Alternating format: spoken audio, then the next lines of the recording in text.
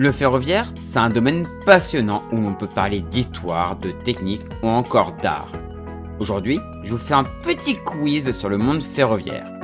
1 point par bonne réponse, 0,5 par bonne réponse s'il y a 2 réponses. N'hésitez pas à me dire en commentaire votre note sur 20 et n'hésitez pas non plus à booster cette vidéo si vous êtes sur téléphone.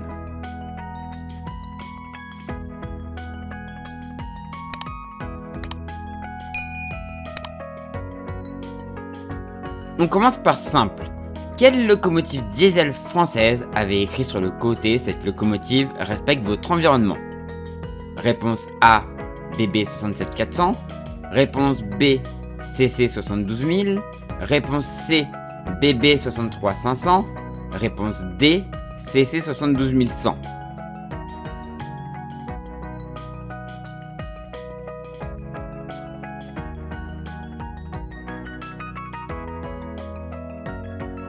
La bonne réponse est la réponse D. Les CC 72100 portaient la livrée en voyage avec écrit dessus « Cette locomotive respecte votre environnement ». Cette livrée était visible sur la ligne 4 entre Paris et Mulhouse. Cette livrée a disparu en 2017 avec cette série d'engins. Question histoire. Quelle compagnie pouvait-on retrouver à Rouen en 1900 ? Réponse A, la compagnie du Rouen-Orléans. Réponse B, la compagnie des chemins de fer du Nord. Réponse C, la compagnie des chemins de fer de Paris à la mer. Et réponse D, la compagnie des chemins de fer de l'Ouest.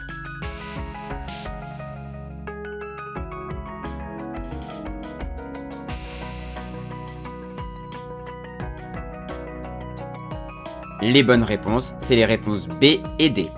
Toutes les lignes à Rouen étaient à l'ouest, sauf celle vers Amiens qui avait la compagnie des chemins de fer du Nord.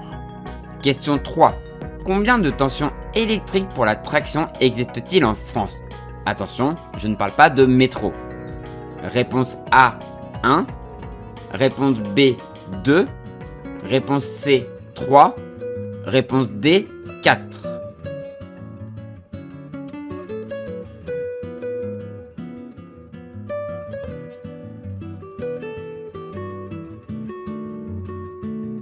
La bonne réponse est 3.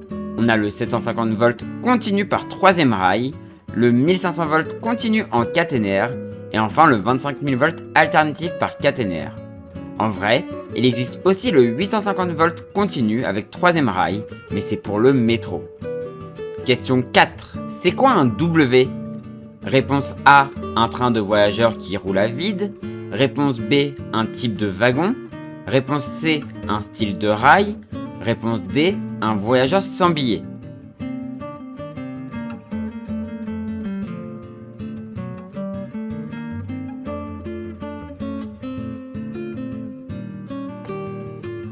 La bonne réponse est la réponse A. Un W, c'est un vide voyageur. Un train de voyageurs qui roule sans voyageurs à bord. Attention, c'est pas parce que vous voyez personne dans le train que c'est un W. Un W, c'est un train prévu de base pour rouler sans voyageurs. Un train de voyageurs, ça peut aussi être un train où aucun voyageur n'est monté dedans, mais ce ne sera pas un W. Question 5. En quelle année la SNCF a-t-elle été créée ? Réponse A, 1930. Réponse B, 1937. Réponse C, 1936. Réponse D, 1938.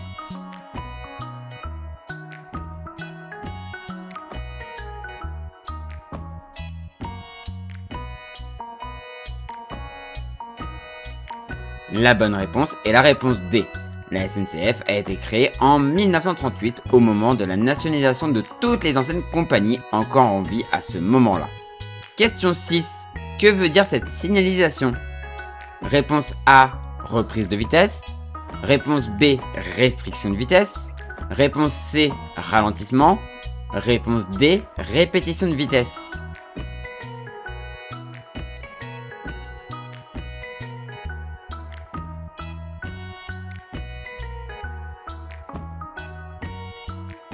La bonne réponse est la réponse A.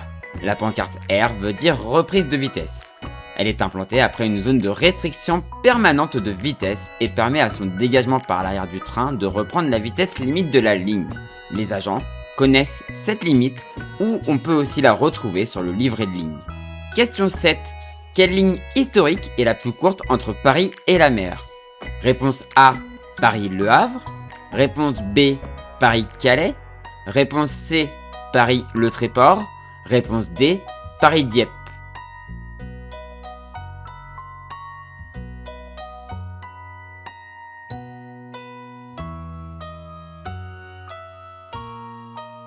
La bonne réponse est la réponse D. La ligne la plus courte entre Paris et la mer était la ligne Paris-Dieppe via Gisors, Serqueux et Neufchâtel-en-Bray. Cette ligne faisait 161 km, mais malheureusement, en 1988, la section Serqueux-Saint-Aubin-le-Coff a fermé à tout trafic. Depuis, la ligne encore ouverte la plus courte entre Paris et la mer est la ligne Paris-Le Tréport avec ses 182 km. Celle-ci a elle aussi failli fermer entre Abancourt et Le Tréport, mais elle a heureusement été sauvée. Question 8, c'est quoi une éclisse? Réponse A, une pièce métallique qui relie le rail à la traverse. Réponse B, une pièce qui sert à freiner le train. Réponse C, la barre métallique qui relie deux blocs de béton sur les traverses bibloc. Réponse D, une pièce qui permet de relier deux morceaux de rail ensemble.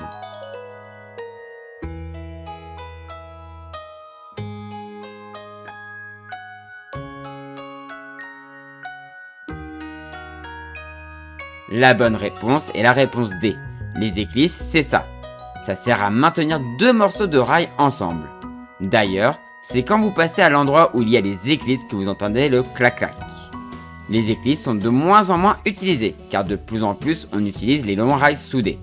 On trouve encore des éclisses, notamment autour des aiguillages. Question 9. Quel est le numéro du TGV le plus rapide du monde? Réponse A, 4401. Réponse B, 4402. Réponse C, 4403. Et réponse D, 4404.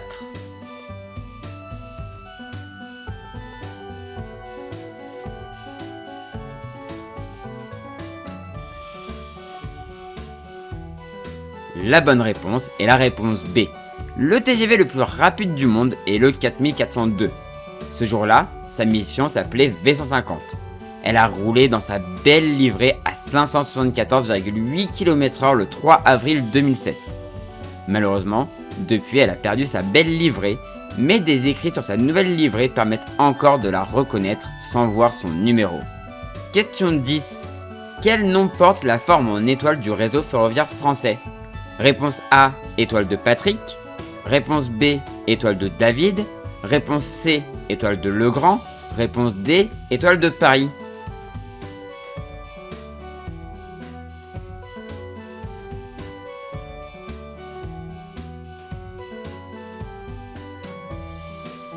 La bonne réponse est la réponse C, étoile de Legrand du nom de Baptiste Alexis Victor Legrand, le directeur général des ponts et chaussées à l'époque de l'établissement des grands réseaux ferroviaires. Il est en partie le responsable de la loi qui a donné sa forme au réseau ferroviaire français. Une forme d'étoile avec pour centre Paris. Question 11. C'est quoi un rail double champignon? Réponse A, un rail où des champignons poussent dessus. Réponse B, un rail avec une bande de roulement en haut et en bas. Réponse C, un rail avec une gouttière à côté de la bande de roulement. Réponse D, un rail en forme de champignon.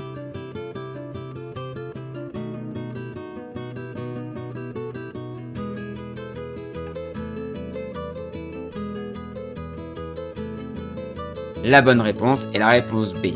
Un rail qui a deux bandes de roulement, parfois identiques sur les symétriques, parfois pas identiques sur les asymétriques.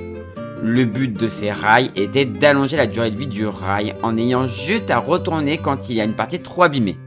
Ça devait permettre de faire des économies, mais ça n'a pas fonctionné car on s'est vite rendu compte qu'avec le passage régulier des trains parfois lourds, le champignon au contact de la traverse s'abîmait trop et ne pouvait pas être réutilisé. Du coup, cette technique a fini par être abandonnée. Aujourd'hui, on retrouve peu de voies à double champignon, car elles ont été en grande partie remplacées par du rail vignoble. On peut quand même en retrouver sur les chemins de fer touristiques, des voies qui ne servent qu'au fret, ou encore sur des voies de service. Question 12. Quelle est la voie ferroviaire qui monte le plus haut en France? Réponse A, le train jaune. Réponse B, le montant vert. Réponse C, le tramway du Mont Blanc. Réponse D, la ligne du Mont d'Or.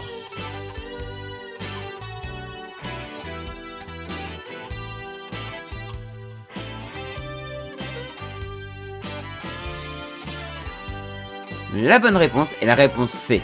Le tramway du Mont Blanc est un tramway partant de Saint-Gervais-les-Bains-le-Fayet et qui monte jusqu'au Nid d'Aigle à 2372 mètres d'altitude.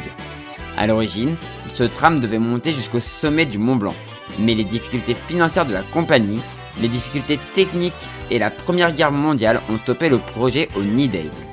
C'est aujourd'hui une attraction touristique incontournable et très agréable à faire. Question 13. Comment fait un train pour partir en montée sans patiner? Réponse A. Il envoie du sel sur le rail. Réponse B. Il envoie un produit spécial sur le rail. Réponse C. Il part doucement. Réponse D. Il met du sable sur le rail.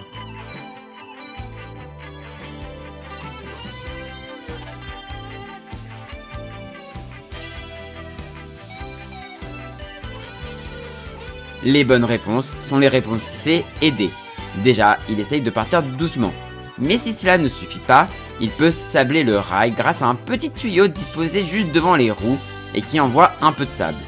Ce sablage s'active depuis la cabine. Et c'est pour ça qu'il est important de vérifier avant le départ qu'il reste bien du sable dans l'engin. Car sans ce sable, l'engin pourrait se retrouver coincé en pleine rampe et devoir demander le secours. Question 14. En quelle année la première ligne de chemin de fer a été ouverte en France? Réponse A, 1827. Réponse B, 1828. Réponse C, 1829. Réponse D, 1830.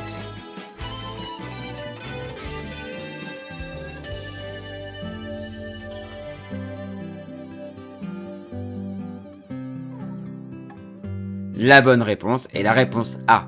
C'est en 1827 que la première ligne de chemin de fer entre Saint-Étienne et Andrézieux a été ouverte.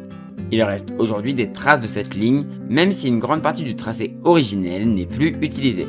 Question 15. Quelle est la série de locomotives françaises qui a compté le plus d'engins? Réponse A, BB 67400. Réponse B, 22200. Réponse C, 7200. Réponse D, BB 63400 et 500.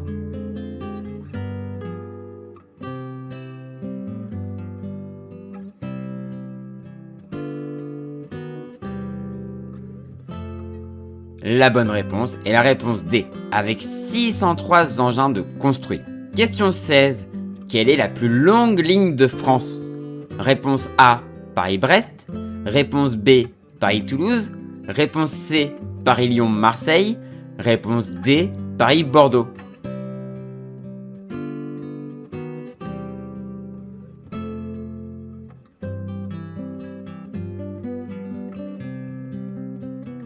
La bonne réponse est la réponse C.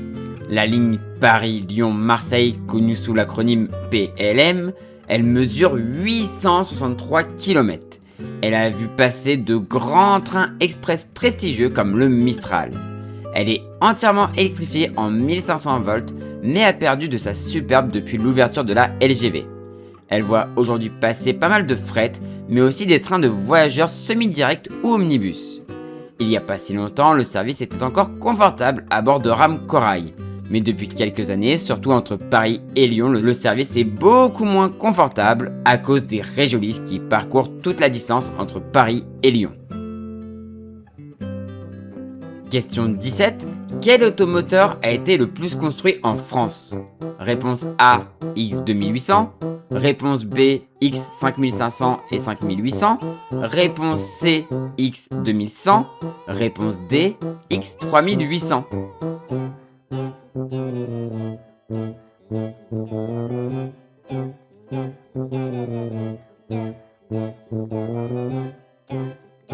La bonne réponse est la réponse C. Les X3800, plus connus sous le nom de Picasso, sont les automoteurs les plus construits avec 251 exemplaires construits. On en retrouve encore dans des associations. Question 18. Quelle ligne n'est pas entièrement en 1500 volts? Réponse A, Paris-Lyon-Marseille. Réponse B, Paris-Toulouse. Réponse C, Paris-Granville. Réponse D, Paris-Bordeaux.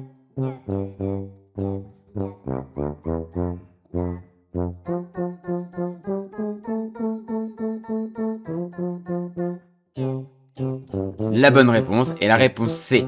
La ligne Paris-Granville comporte une partie 1500 volts, une partie 25 000 volts, mais aussi une partie non électrifiée. Les seuls trains qui parcourent toute la ligne sont des Régiolis qui ont remplacé les 72 500. D'où le reportage qui me fait toujours rager quand JBG dit qu'ils ont remplacé les 72 500 par du matériel plus confortable. Plus écologique, oui. Plus confortable, non, c'est un gros mensonge. Tu nous as joué du pipeau, et en plus tu joues faux. Mytho! Que des salades et que du flan. Wesh, gob! Tu nous prends trop pour des glands. Question 19. En quelle année le dernier train commercial assuré par SNCF a-t-il roulé en vapeur en France? Réponse A, 1975. Réponse B, 1970. Réponse C, 1972. Réponse D, 1974.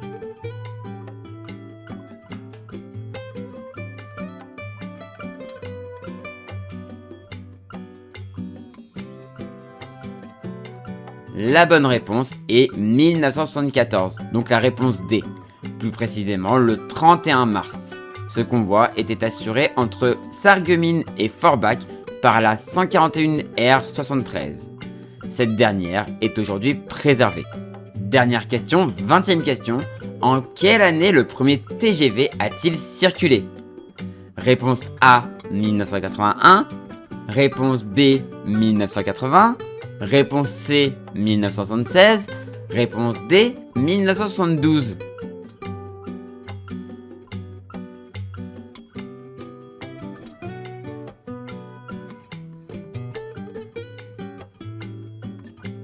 Alors, attention, il y avait un piège. J'ai pas dit premier service commercial, car le premier service commercial est bien en 1981. Mais je voulais la première fois qu'un TGV a roulé. Et le premier TGV expérimental a roulé en 1972. Ce n'était même pas un TGV électrique, mais un TGV thermique. La crise pétrolière qui a suivi a poussé à aller vers l'électrique. Donc la bonne réponse, c'était la réponse D. Voilà, c'est la fin de cette vidéo, j'espère qu'elle vous a plu. Alors oui, ceux qui suivent les lives, du coup le lundi, doivent se dire, bah c'était pas la vidéo qui était prévue de sortir. Oui, en fait, la vidéo que j'avais prévue, non, de base, elle me prend plus de temps que prévu. Donc, finalement, j'ai dit, je vais faire une autre vidéo qui va me prendre moins de temps, mais qui est intéressante quand même, et qui est en plus un peu divertissante pour l'été. Et la vidéo que vous avez vue écrite lundi dernier, pour ceux qui étaient là, vous la verrez, sans doute, ce sera la prochaine vidéo. Voilà. Du coup, c'est la fin de cette vidéo. Si elle vous a plu, n'hésitez pas à faire briller le pouce en l'air, n'hésitez pas à commenter et à partager. Et je remercie encore tous ceux qui s'abonnent à cette chaîne, ça m'aide énormément, vous êtes les big boss, c'est grâce à vous que la communauté grandit. Et si vous l'avez toujours pas fait, n'hésitez pas à vous abonner pour ne rater des prochaines vidéos. N'hésitez pas aussi à booster cette vidéo si vous êtes sur téléphone, sur mobile. N'hésitez pas à booster cette vidéo, c'est en dessous, là c'est une fonctionnalité. Et ça aide beaucoup au référencement des vidéos, voilà. Et du coup, moi je vous dis à la prochaine pour une prochaine vidéo sur cette chaîne, ou sur une autre chaîne, ou pour live sur Twitch et YouTube. Et du coup, ciao tout le monde, ciao, ciao, ciao.